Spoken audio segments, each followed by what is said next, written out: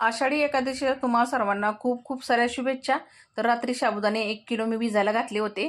सकाळी बनवायला घेतलेले आहे. तर 1 किलो साबुदाण्याला मी अर्धा किलो शेंगदाणे आणि अर्धा किलो बटाटे घेतलेले आहे आणि 9-10 मिरच्या घेतलेल्या आहेत हिरव्या आणि 2 चमचे मीठ घेतले.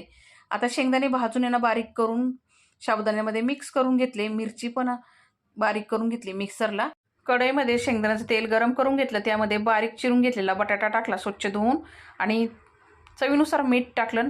बटाटा चांगला शिजून घेतला. 1 चमचा मी ठेचा टाकलेला आहे मिरचीचा आणि परतून घेतलं चांगलं. आता बटाटा शिजल्यानंतर त्यामध्ये मी अर्धे साबुदाणे टाकलेले आहेत, अर्धे नंतरच्याला ठेवलेले आहेत. आता साबुदाणा टाकून ना मस्त मिक्स करून घेतलं चांगलं एकजीव करून आणि स्लो गॅसवरती 15 ते 20 मिनिटं चांगली परतून घेतली. थोडंसं चवीनुसार मीठ परत टाकलेलं आहे, कमी वाटत होतं म्हणून. तयार झाली मोकळी सुटसुटीत आणि मऊ लुसलुशीत आपली साबुदाणा खिचडी. तर या तुम्ही पण खायला आणि जाता तर चॅनलला सबस्क्राईब करा आणि व्हिडिओला लाईक करा. भेटूया पुढच्या व्हिडिओमध्ये. धन्यवाद.